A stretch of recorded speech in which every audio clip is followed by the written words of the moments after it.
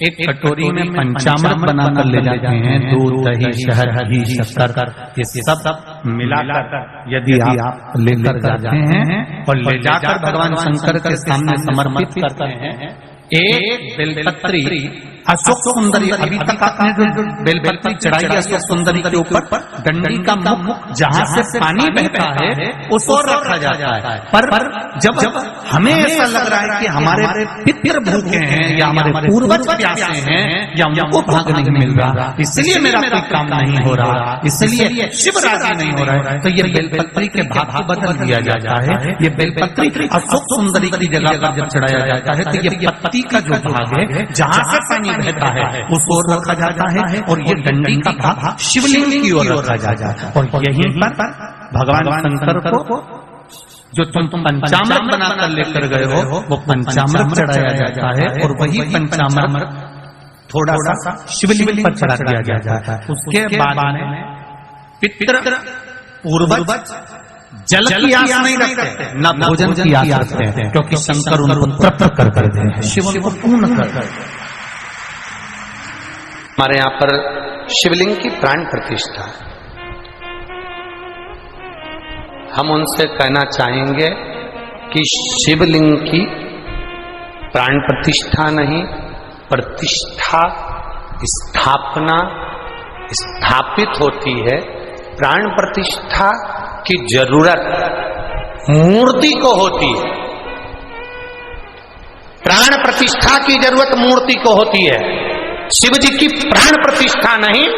शिव जी को प्राण नहीं दिए जाते, शिव तो खुद दुनिया को प्राण देते हैं, उनकी प्राण प्रतिष्ठा नहीं, प्रतिष्ठा होती है। ब्राह्मण आएंगे, यज्ञ करेंगे, पूजन करेंगे, सारे अधिवास करेंगे और उसकी प्रतिष्ठा करेंगे। दूसरी कोई मूर्ति हो, कोई दूसरी मूर्ति हो, उसमें प्राण दिए जाते हैं, उसकी प्राण प्रतिष्ठा होती है। और शंकर भगवान का जो शिवलिंग हम स्थापित करते हैं उसको कहते हैं स्थापित करना, प्रतिष्ठित करना, स्थापित करना।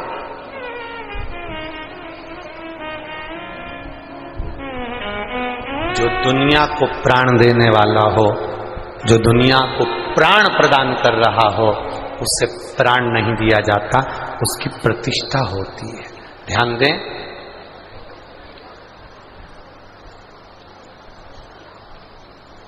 एक होता है प्रतिष्ठित शिवलिंग। कौन सा शिवलिंग? जम के बोलो जरा। प्रतिष्ठित। आपके घर के आसपास में कहीं मंदिर है? बोलो बोलो जम के जरा।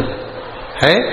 अपने घर के आसपास में जो मंदिर है, अपने घर के आसपास में जो ब्राह्मणों द्वारा, संतों द्वारा, साधुओं द्वारा, गुरुओं द्वारा, सन्यासियों द्वारा, तपस्वियों द्वारा, साधकों द्वारा, सती द्वारा, सावित्री द्वारा, किसी ब्राह्मण विद्वान द्वारा जिस मंदिर के अंदर स्थान पर जो शिवलिंग रखा जाता है उसको प्रतिष्ठित शिवलिंग कहते हैं। प्रतिष्ठित शिव तो प्रतिष्ठित है, स्थापित है।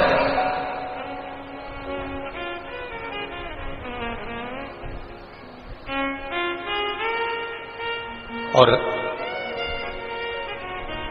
फिर वर्णन किया, वो प्रतिष्ठित शिवलिंग की गणना में आ गए। दूसरे नंबर पर आता है स्वयंभू शिवलिंग। दूसरे नंबर पर कौन सा है? जम के बोलो जरा सा। स्वयंभू शिवलिंग। स्वयंभू शिवलिंग कैसा होता है?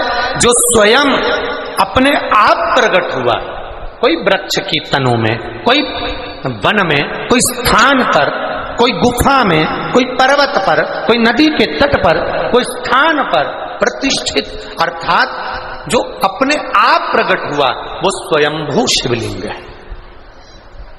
तीसरे नंबर पर आता है, तीसरे नंबर पर उपशिवलिंग। उपशिवलिंग से मतलब होता है जैसे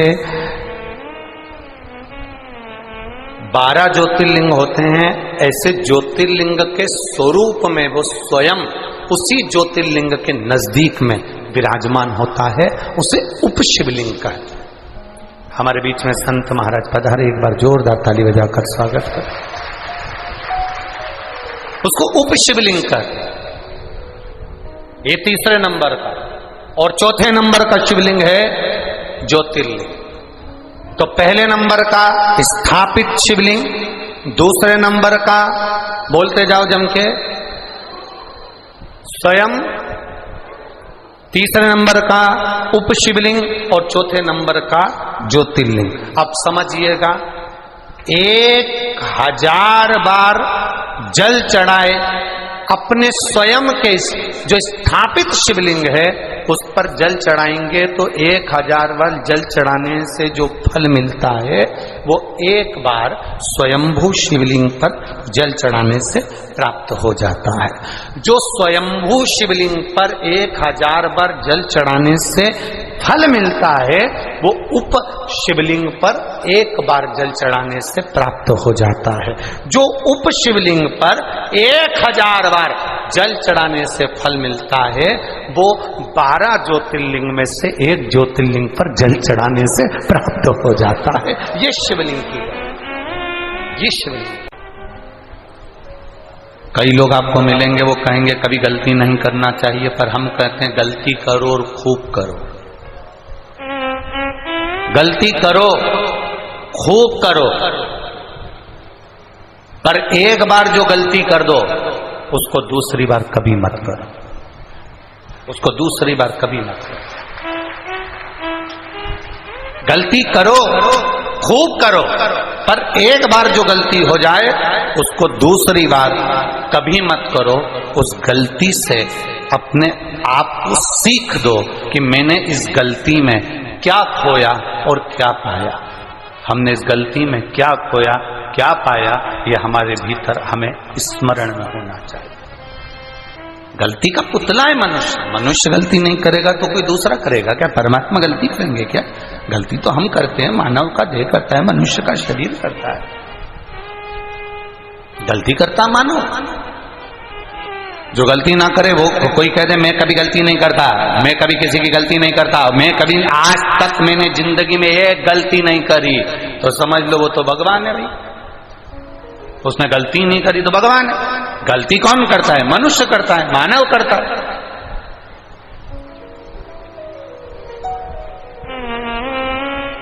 जो गलती कर रहा है वो मनुष्य है, जो गलती ना करे वो भगवान है। हमसे ही गलती हो जाती कभी कभी, तो इसलिए होती है ना कि हम मनुष्य हैं, हम मानव हैं।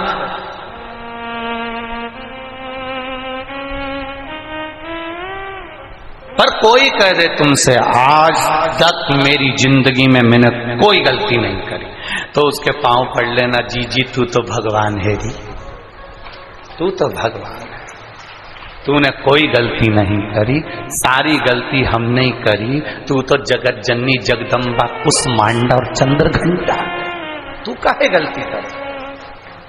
अपनी गलती को स्वयं मान। गलती करो, खूब करो।